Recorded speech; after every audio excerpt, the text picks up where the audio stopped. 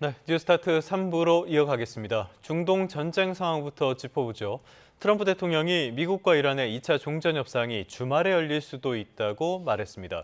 트럼프 대통령은 백악관에서 취재진들과 만나 이란과의 협상에 많은 진전이 있고 합의에 매우 근접했다면서 이렇게 주장했습니다. 또 오는 21일까지인 2주 휴전이 연장될 필요가 있는지 모르겠다고도 이야기를 했는데요.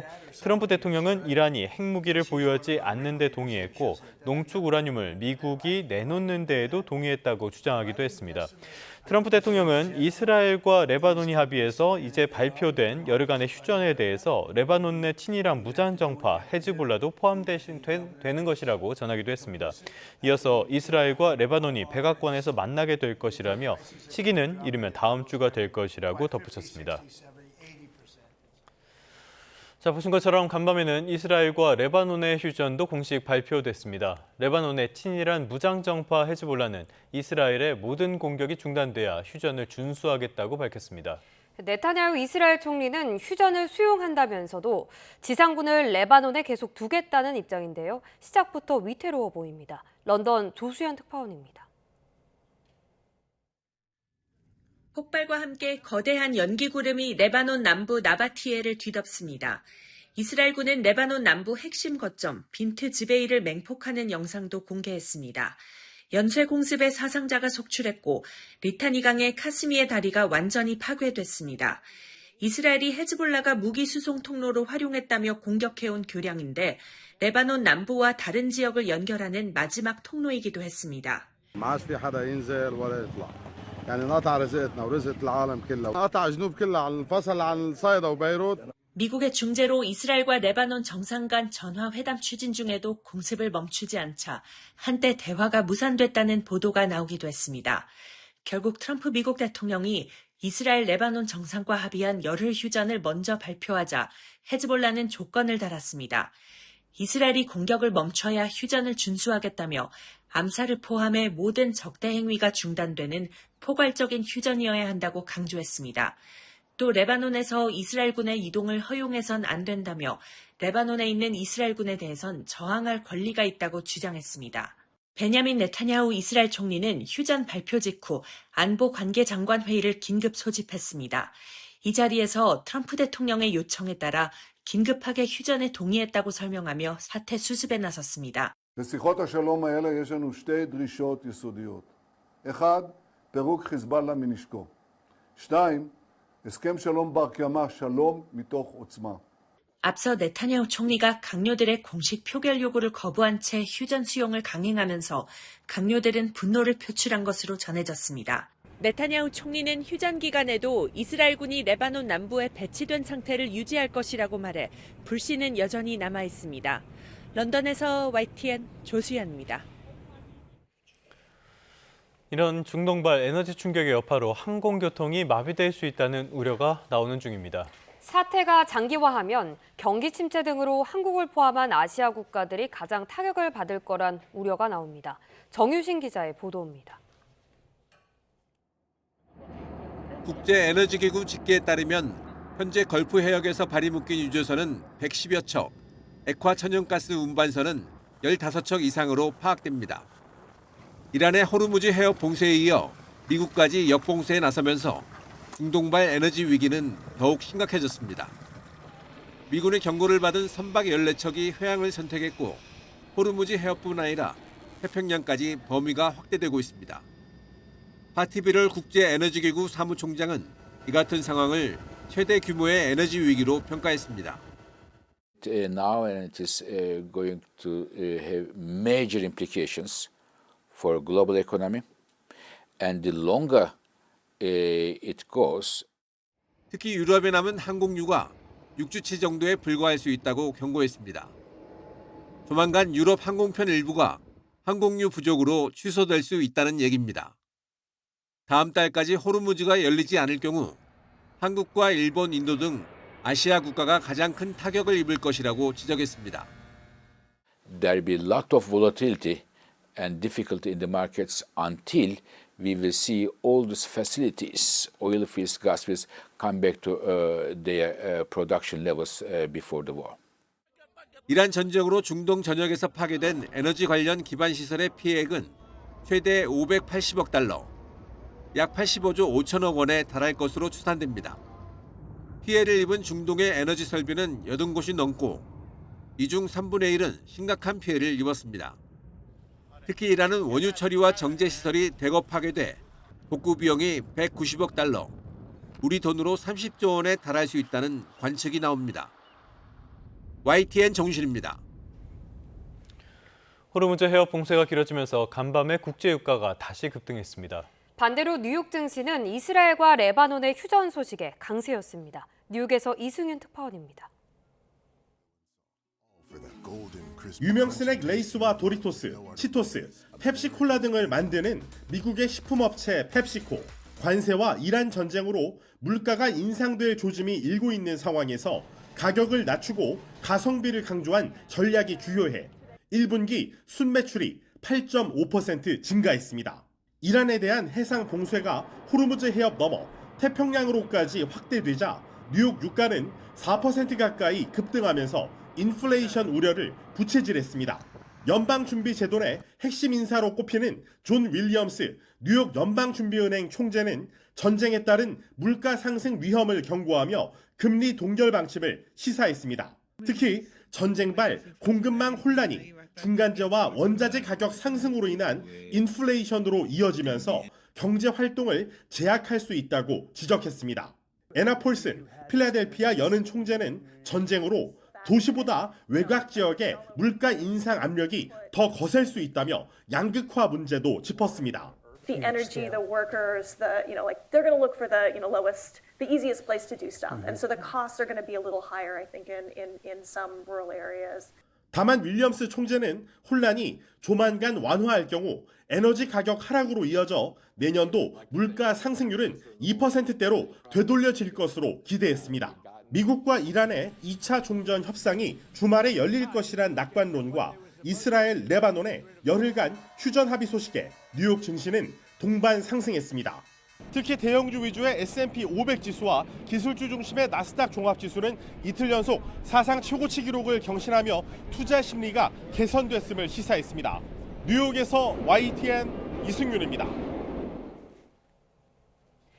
국제통화기금 IMF가 중동전쟁 파급 효과와 차입 비용 상승 등으로 각국 정부의 재정 상태가 구조적으로 악화할 것을 우려하면서 부채 비율이 상당폭 불어날 것으로 예상되는 국가로 한국과 벨기에를 꼽았습니다.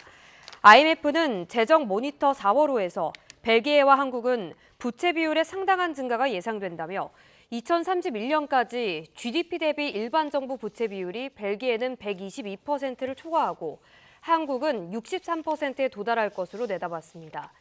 이는 5개월 전보다 경고 수위가 한층 높아진 것으로 앞서 IMF는 지난해 11월 발표한 2025년 한국 연례협의 보고서에서 한국의 중앙정부 부채가 2025년 GDP 대비 48%에서 2030년 59%로 점진적으로 상승할 것이라고 진단했습니다.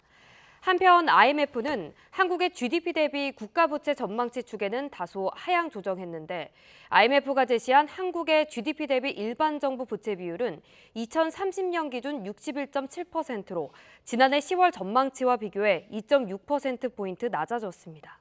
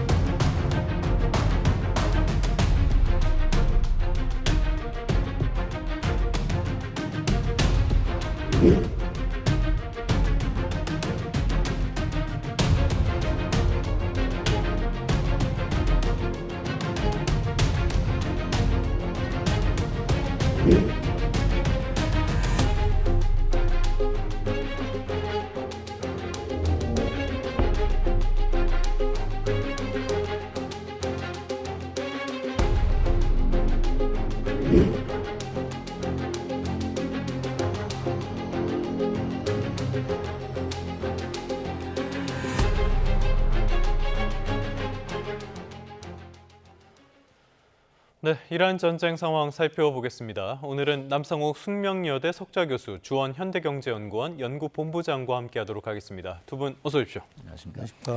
자, 간밤에 소식이 하나 전해졌어요. 헤즈볼라가 있는 레바논 그리고 이스라엘이 열흘 동안의 공식 휴전에 합의했다는 소식이 전해졌는데요. 일단 요거는 좋은 소식이라고 볼 수가 있겠네요. 네, 긍정적인 뉴스라고 볼 수 있겠습니다. 트럼프 대통령의 전격적인 요청을 네타냐후 총리가 수용했다라는 의미를 갖고 있습니다. 요 직전만 해도 레바논에서 이스라엘과 대화 안 하겠다고 했었거든요. 사실은 미국과 이란 사이에 이슬라마바드 지난주 협상에서 난제 중에 하나가 이번 휴전 협상의 범위에 레바논이 포함되느냐 안 되느냐가 쟁점이었습니다. 예. 이란은 당연히 헤즈볼라와 이스라엘의 갈등도 포함된다라는, 그렇기 때문에 전쟁을 하면 안 된다라는데, 이스라엘이나 미국은 레바논 헤즈볼라는 무장단체이기 때문에 이스라엘의 공격 범위에서 벗어나 있다. 그렇지 않다라는 이제 논란이 있었습니다. 예. 그런데 이제 트럼프 대통령 입장에서는 휴전안을 지금 21일을 시한을 앞두고 있기 때문에 이번 주말에 이슬라마바드 협상에서 어떻게든지 합의를 이끌어내기 위해서는 일종의 레바논 휴전이 중요하다라고 예. 생각한 거죠. 사실은 레바논은 1960년대만 해도 중동의 파리라고 할 정도로 아주 번영 발전 도시였습니다. 그런데 뭐 갈등에 휩싸이면서 전쟁 피해자, 특히 인도적 차원에서 어린아이와 민간인의 피해가 급증하고 있죠. 네네. 이스라엘은 하마스의 공격이 레바논 헤즈볼라 무장단체의 소행이라고 보기 때문에 레바논 남부를 직접 타격을 했습니다. 그런 차원에서 이번 휴전안이 중동 평화협상에 아주 단초를 제공해서 상당한 의미가 있을 것인데, 문제는 이제 이스라엘이 얼마나 자제력을 유지하느냐. 레바논은 당연히 감사의 뜻을 표시했습니다. 그런데 네타냐후 총리가 전격 합의는 했지만 강요들은 아직도 공격해야 될 대상이 많다라고 불만을 표시하는 등 이스라엘 내부의 강경 분위기는 여전하다고 볼 수 있겠습니다. 이스라엘의 자제력을 기대하는 게 과연 합리적인 일일 것인가, 첫 번째 의문이 들고요. 두 번째로는 이번 합의가 이스라엘과 레바논이지 이스라엘과 헤즈볼라는 또 아니란 말이죠.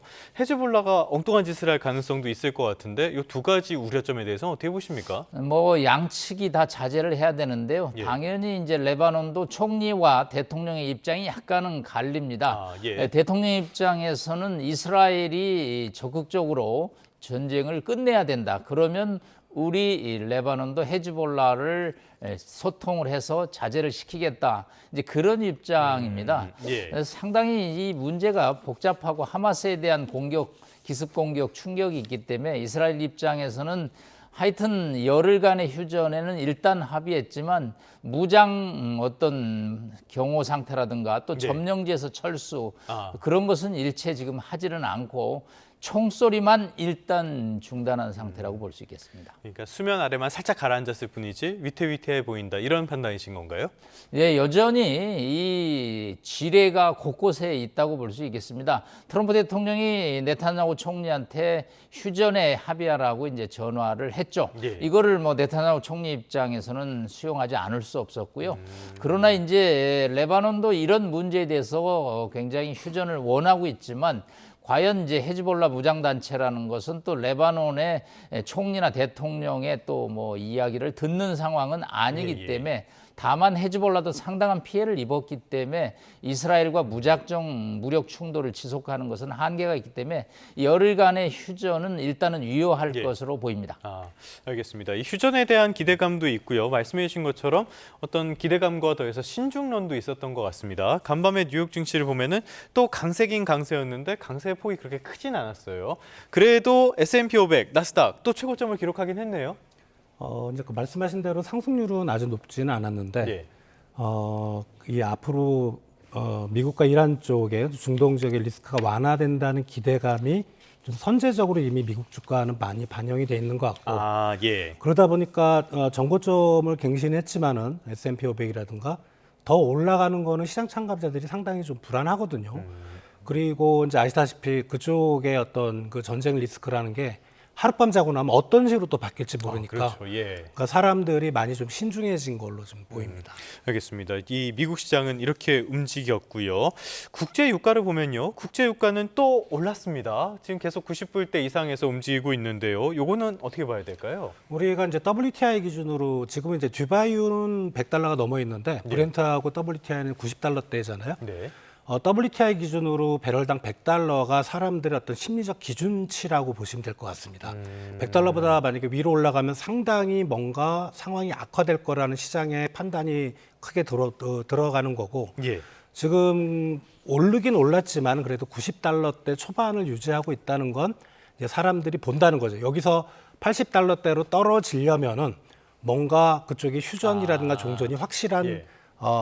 확신이 있어야만 떨어지는 거고 아직은 90달러 선을 유지하고 있다는 거는 100달러 악화될지 아니면 80달러 진짜 끝날지 네. 그런 경계선에서 사람들의 중립적인 포인트라고 보시면 될 것 같습니다. 상황을 계속 지켜보고 있다. 그렇기 때문에 미국 내 휘발유 가격도 갤런당 4불 밑으로 지금 떨어지지 않고 4.093불 정도에서 유지가 되는 그런 모습인데요. 국내로 와보면은 국내 증시 최근에 강세가 이어지고 있어요. 지난달 말에 5,052포인트까지 5,000을 안 깨고 그리고 이제 요번 달 들어서 한 2주 정도 지금 1,000포인트가 넘게 올랐거든요. 예. 그래서만 지금 이제 6,226포인트인데 전고점이 6,340포인트입니다. 올해 거의 다 연고점이. 왔네요. 그러면 예. 114포인트밖에 차이가 안 나요. 예. 우리 100포인트는 사실 최근에 증시를 보시면 아시겠지만 하루에 100포인트 넘어가는 거 우습거든요. 예. 그러니까 우리나라 주식시장에 계신 분들도 이제 지켜보는 겁니다. 상황이 좋아지고 뭐 한국 경제에 좀 긍정적인 영향, 뭐 석유도 유조선이 들어오고 이러면 이제 정고점을 넘을 수는 있겠으나 지금 상황은 아직도 우리 국민들이 보기에는 주식 하시는 분들이 보기에는 그래도 정고점을 넘어가는 건 좀 오바지 않는가 상황을 좀 지켜보고 거기다 더해서 이제 반도체 업황도 예. 사실 뭐 실적이나 우리 삼성전자나 하이닉스 보면은 되게 최근에 많이 올라가긴 했지만 지금 코스피의 뭐 시가총액 기준 한 30에서 40%는 반도체 업종들이 차지하고 있잖아요. 지금 이렇게 신고가로 올라갔던 미국 S&P 500이나 나스닥 쪽에서 IT 관련 기업들 주가가 올라가니까 따라 올라가는 건데 사실 삼성이나 하이닉스 같은 경우는 그런 올해 발생할 수 있는 예상 이익이 미리 선반영돼 있다는 측면. 그래서 거기도 캡이 약간 좀 씌워져 있다. 네. 더 올라가는 거는 좀 지켜본다. 이런 식인 것 같습니다. 여기에서 이제 힘있게 올라가거나 어떤 움직임이 있으려면은 결국에는 전쟁 상황 어떻게 진행되는지 이 부분이 중요할 수밖에 없을 것 같은데요. 그렇기 때문에 앞서서는 이스라엘과 레바논 살펴봤고요. 이번에는 미국과 이란 보도록 하겠습니다. 트럼프 대통령이 이란과의 2차 협상, 뭐 쟁점에 대해서 다 합의를 했고 이르면 이번 주말에 열릴 수도 있다. 굉장히 긍정적인 신호를 줬네요. 트럼프 대통령은 어떤 목표를 얘기할 때 200%를 일단 얘기를 하는 것 같습니다. 그럼 현실이라기보다는 근접했다라는 표현을 썼는데 근접했다라는 건 이번 주말에 그러면 합의에 서명하느냐인데 그렇지는 않고요. 현재 두 가지 핵심 상황은 역시 호르무즈 해협의 역봉쇄죠. 그렇기 때문에 지금 철통 경계를 하고 있습니다. 미국은 함정들이.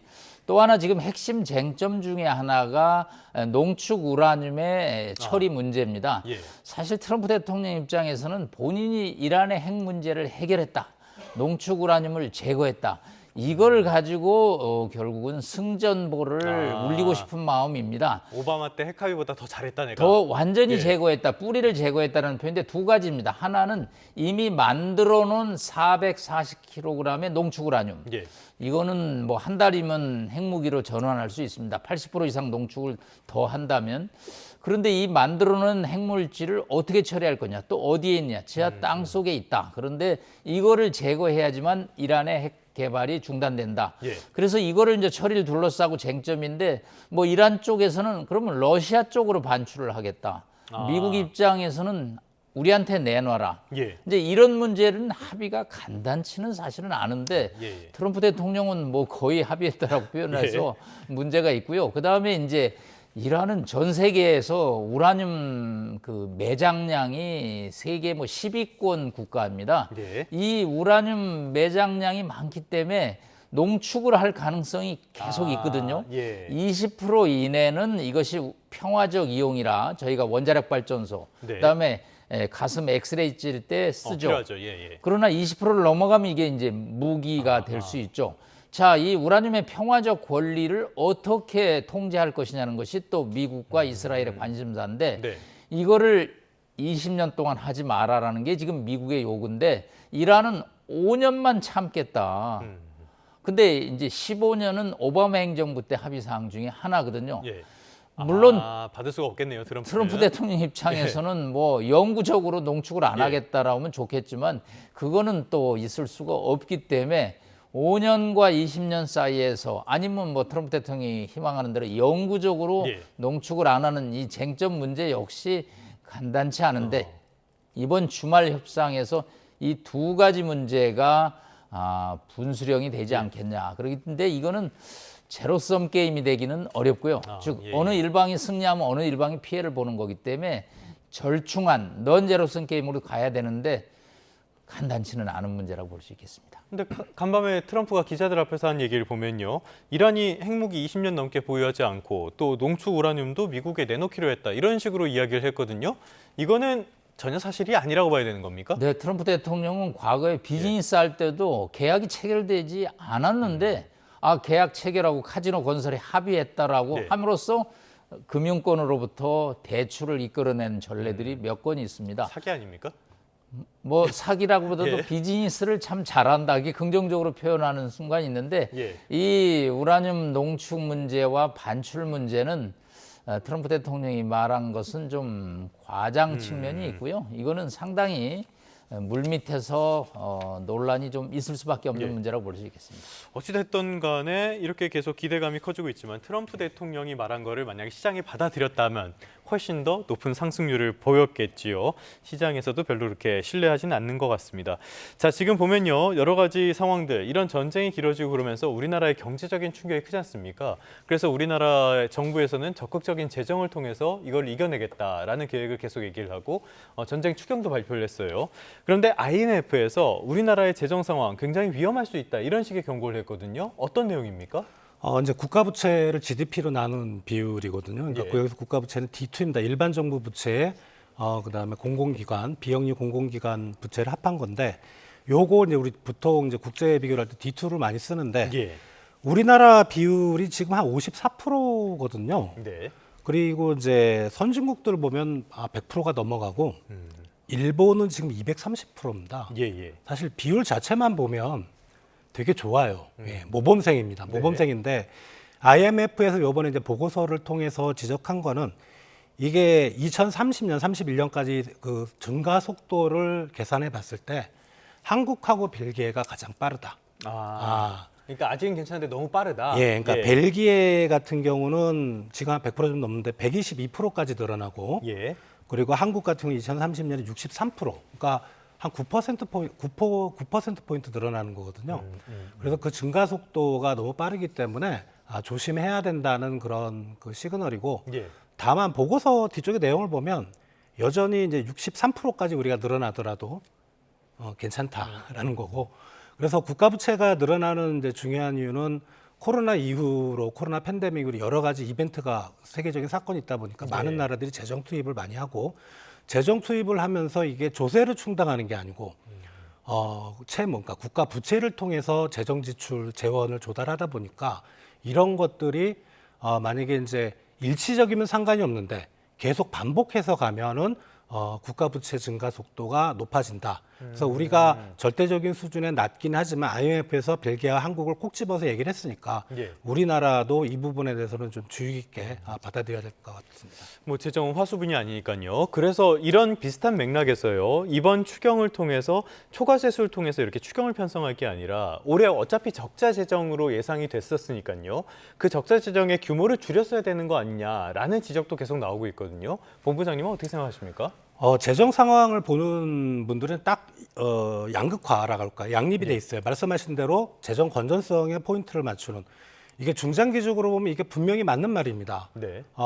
이게 일본 같은 나라가 지금 뭐 부채 비율이 230%지만 그리고 이 230%가 버틸 수 있는 이유는 우리나라가 만약에 230%면은 우리는 벌써 외환위기 들어갔습니다. 아, 예. 일본 엔화가 국제 통화이기 때문에 그렇습니다. 그러니까 일본과 미국의 상황과 우리를 비교할 수는 그렇죠. 없다. 예. 걔네들은 국채를 해외 시장에 발행할 수 있거든요. 예. 근데 우리나라도 해외 시장에 발행하지만 원화 표시 국채를 세계 시장에서 많이 안 사주거든요. 결국 우리나라 국민의 부담이 돼요. 그게 문제인데, 그래서 우리나라 같은 경우는 저는 재정 건전성을 유지하는 게 맞습니다. 맞다고 생각하는데, 다만 지금 만약에 이제 올해 추경 26조가 만약에 안 들어갔었으면 어떤 일이 벌어졌을까라는 걸 생각해 보면, 일시적으로 경기가 정말 어렵다고 생각하면 들어가는 게 맞다. 들어가는 게 맞지만 이게 매년 반복되면 안 된다. 지금 보면은 거의 매년 반복되는 최근에 코로나 팬데믹 이후로 그런 상황이거든요. 그래서 한번 우리가 이제 소비 쿠폰도 작년에 뿌렸고 요번에도 뿌리잖아요.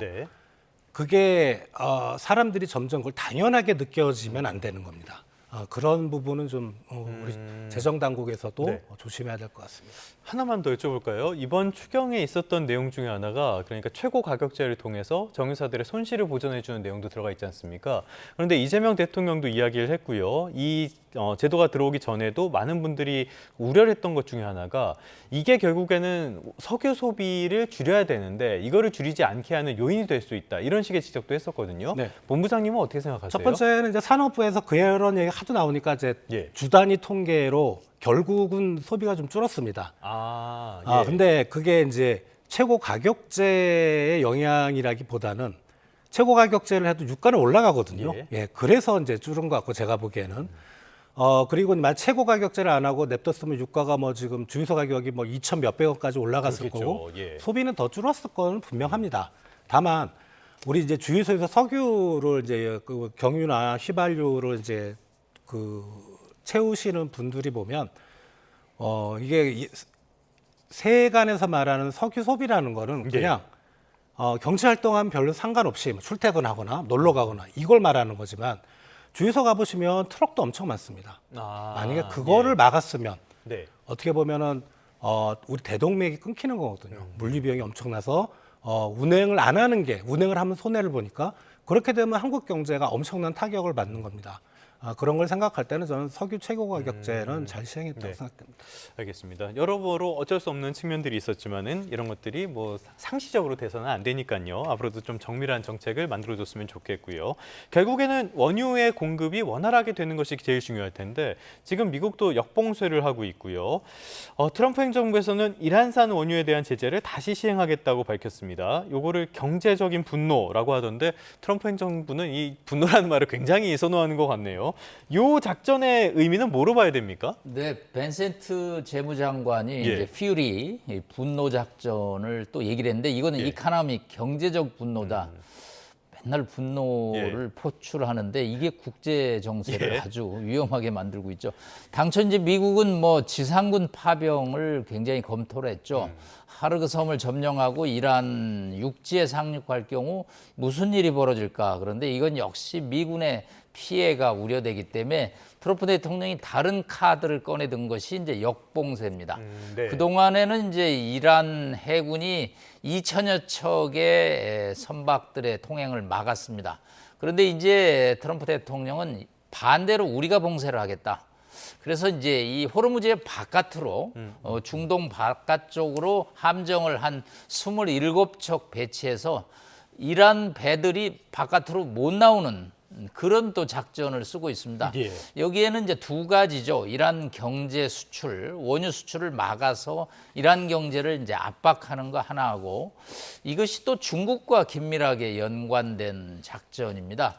중국은 사실은 이란 석유 수출의 90%를 뭐 관계가 되고 있습니다. 이란 석유의 수출이 중국으로 중단된다면 뭐 중국 경제는 정말 마비 상태가 올 정도죠. 그렇기 때문에 생명선인데 이 지금 중국 유조선들이 빠져나오다가 결국은 미국 군함의 경고를 받고 되돌아간다라는 지금 소식이 나올 정도입니다.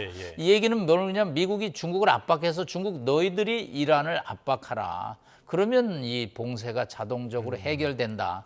그런 이제 쓰리 쿠션 어떤 외교 전략의 일환이긴 한데 중국 입장에서는 양면이 있는 거죠. 그 중국 외교부 대변인이 강하게 역봉쇄에 대해서 비난 성명을 북경에서 발표를 했습니다. 예. 이런 통행 제한 조치는 맞지 않다라는 얘기를 하고 있습니다. 과연 이제 미국의 뜻대로 그렇게 이란을 압박하고 중국을 압박해서 휴전이 종전으로 갈지는 미지수인데 이 미국의 역봉쇄 역시 지금 주 원장님 말씀한 대로 상당의 부작용을 일으키고 있습니다. 이거는 지금 유가 급등의 또 하나의 원인이 될 수가 있거든요. 그렇기 때문에 이제 다시 이란이 또 역제한을 하고 있습니다. 오만 쪽 해협을 통해서 나가는 선박들은 이란 해군이 통제하지 않겠다. 이 얘기는 이제 역봉쇄에 대해서 또 역제한 카드를 내놓고 있습니다. 하여튼 뭐 지상군 파병 대신에 새로운 카드를 해놨는데 이 경제적 압박 카드는 군사적 압박 카드하고 달리 전 세계 경제에 주름살을 가져오기 때문에 과연 미국도 잘하고 있느냐에 대해서 여러 가지 반신반의 반응이 나오고 있습니다. 교수님 말씀을 듣다 보니까 미국 트럼프 2기 행정부 단체로 분노 조절 장애에 걸린 거 아닌가라는 생각도 드는데요. 요거를 또 살짝 보여주는 게 이 부분 아닐까 싶어요. 트럼프와 교황의 마찰. 이거는 상상도 못했던 일인데요.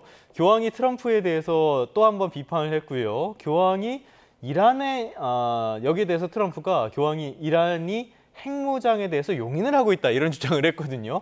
터무니없는 소리 같은데 이 상황 지금 어떻게 보고 계십니까? 교황과 어느 국가의 지도자가 충돌하는 것은 굉장히 이례적이죠. 뭐 중세 시대에 뭐 아비뇽 유수라는 역사 스토리가 있긴 하지만 그거는 정말 중세에나 있을 얘기고 나폴레옹 이후로 처음이라는데요. 그렇습니다. 21세기에 특히 미국 대통령은 뭐 신에 대해서 종교를 믿는 것이 기본 국가의 원칙 중에 하나인데 이 트럼프 대통령이 교황과 충돌을 하고 있는데 우리 레오 14세 이 교황도 이 현실 문제에 대해서 적극적으로 발언을 하는 교황의 사례입니다.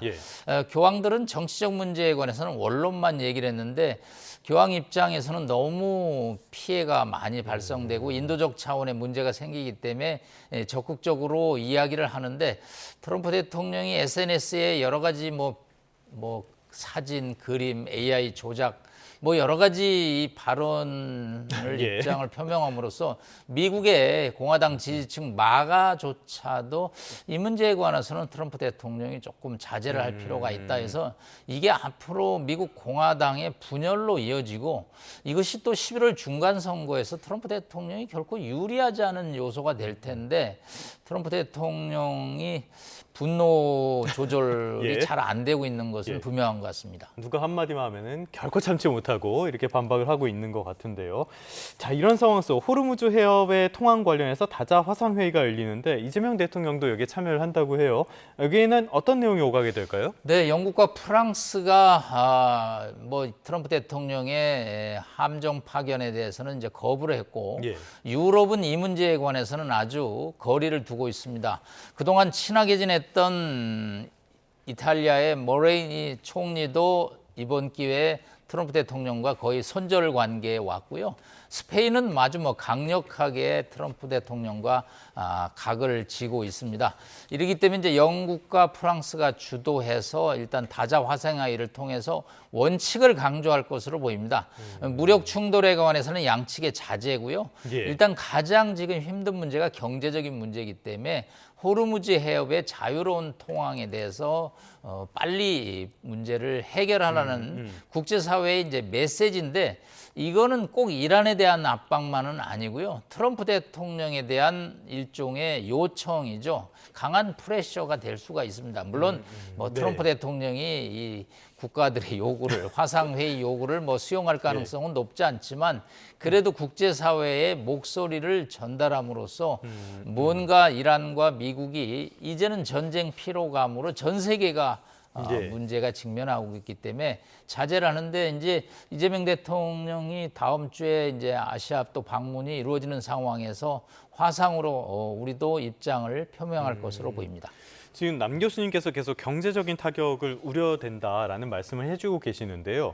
개인적으로는 괘씸하다라는 생각이 들 정도인 게 상대적으로 미국은 이 경제적인 타격을 덜 받고 있는 것 같아요. 다른 나라, 특히 우리나라가 타격이 굉장히 큰데 맞습니까?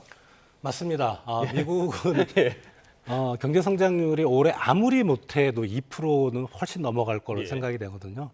그러니까 우리나라는 진짜 올해 잘해야 추경을 풀었어도 2%가 될까 말까한데 또 한국은 원래 미국보다는 경제 발전 단계가 좀 낮으니까 사실 우리나라 성장률이 미국보다 더 높은 게 정상인데도 그래야죠. 예. 그러니까 가장 큰 원인은 돈을 많이 풀었던 것 같아요. 예, 재정 정책 그리고 파월이 뭐 금리를 인하 안 한다고 트럼프가 막 욕을 해도 금리 그동안 인하한 효과가 좀 누적돼서 나타나는 것 같고 또 결정적인 이유는 이번 위기에서 비껴가는 게 미국은 에너지 수출국입니다. 예.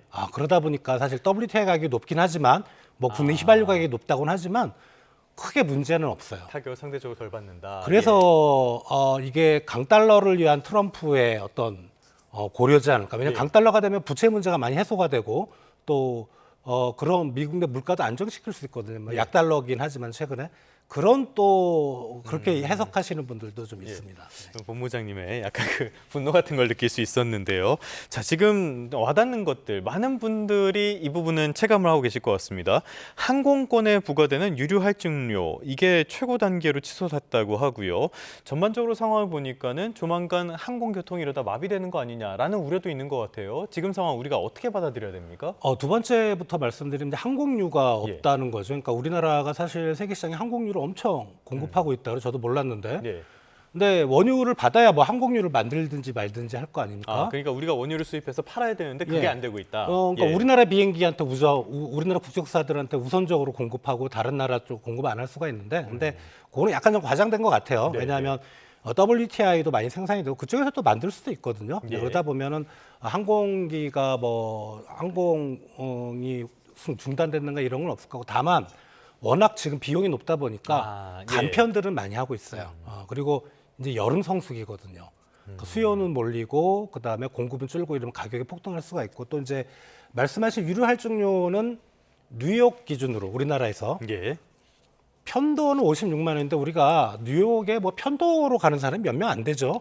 그렇죠. 왕복으로 잡아야 되죠. 왕복으로는 112만 원인데 이게 혼자 뉴욕에 놀러 가는 사람 없잖아요, 거의. 그럼 4인 가족이면은 유리 할증료만 비행기 값이 아니고 비행기 값에 붙는 프리미엄인 유리 할증료만 4인 가격 기준으로 그냥 기존 비용에 한 450만 원이 올라가는 겁니다. 굉장히 부담이 큰데요, 그거는. 이거 갈 수 있는 사람 많지 않은 것 같습니다. 네.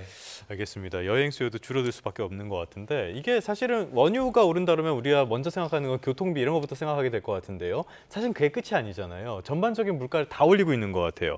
지금 외식 가격, 칼국수 가격도 10,000원을 넘어섰다고 하네요. 근데 요게 사실 최근에 미국 이란 전쟁의 영향은 아니었던 것 같고. 요거는요. 그렇죠. 그러니까 지금 우리 이제 생산자 수입 물가를 보면은 유류비 쪽만 좀 많이 올랐거든요. 나머지 공업 제품은 오르긴 했지만 많이 안 올랐고 서비스도 안정돼 있고.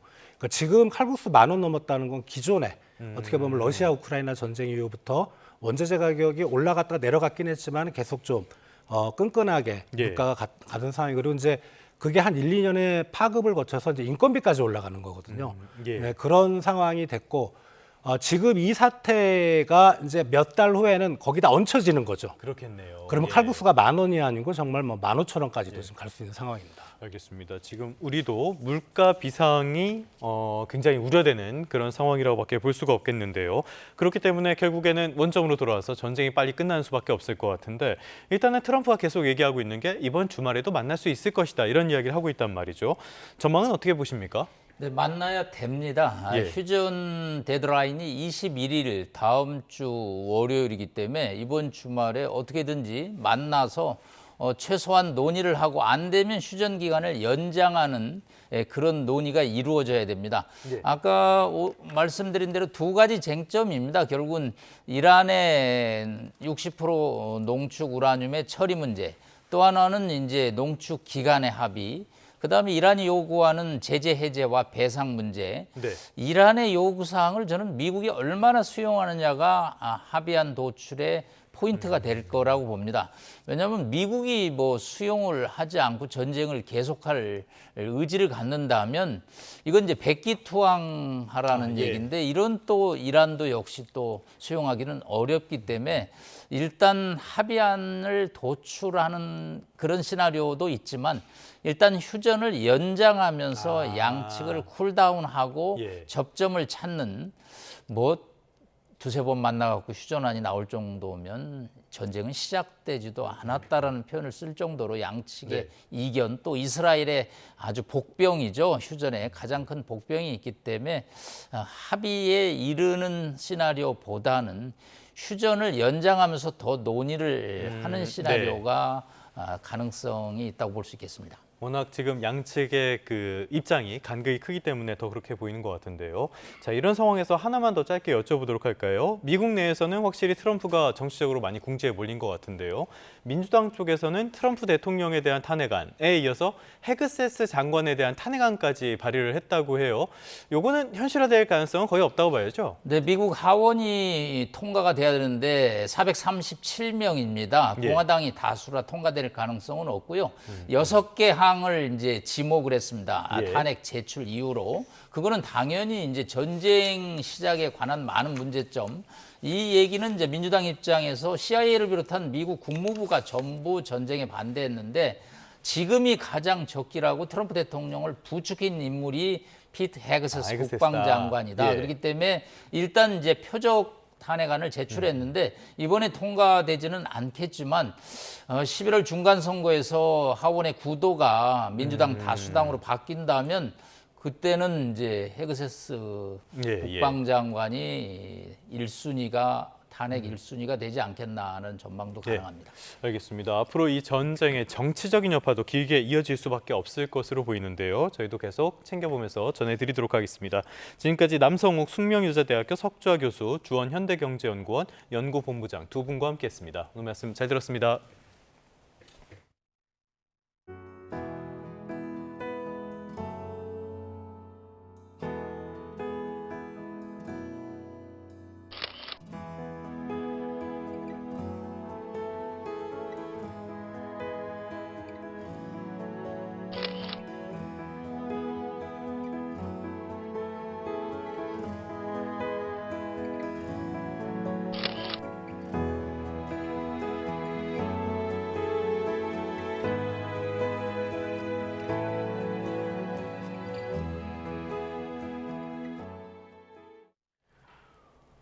네, 끝으로 출근길 날씨 살펴보겠습니다.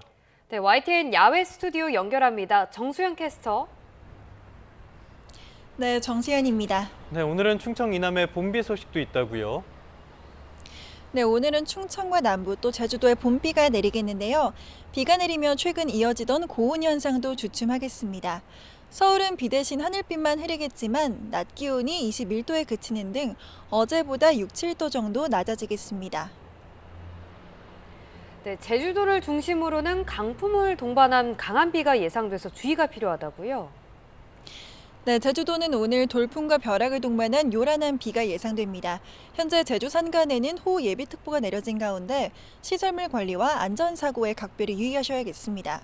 현재 비는 제주도와 전남 해안을 중심으로 내리고 있습니다. 오전부터 낮 사이에는 충청과 남부지방으로 비가 확대되겠습니다. 제주 산간에는 내일까지 최대 100mm 이상, 제주도에도 최대 80mm의 봄 호우가 쏟아지겠습니다. 또 전남과 경남에도 최대 60mm의 봄비치고 많은 양의 비가 내리겠습니다. 충청 지역은 오늘 밤에 대부분 그치겠지만 남부지방은 내일 아침까지, 제주도는 오후까지 비가 이어지는 곳이 있겠습니다. 오늘 아침 기온은 어제와 비슷하게 출발하고 있습니다. 이 시각 서울의 기온이 16.2도, 대전 13.4도, 대구는 10.9도 보이고 있고요. 한낮에는 대부분 지역에서 20도 안팎에 머물겠습니다. 서울이 21도, 대구와 안동 18도가 예상됩니다. 비가 모두 그친 뒤에는 다시 맑은 하늘이 드러나겠고요. 주말에는 다시 초여름 더위가 찾아올 전망입니다. 중부지방을 중심으로 대기는 계속해서 건조하겠습니다. 현재 중부와 경북 곳곳에 건조주의보가 내려진 가운데 화재 사고에 각별히 신경 써주시기 바랍니다. 지금까지 YTN 정수현입니다. 네, 4월 17일 YTN 뉴스타트 모두 마무리하겠습니다. 네, 시청해주신 여러분 고맙습니다.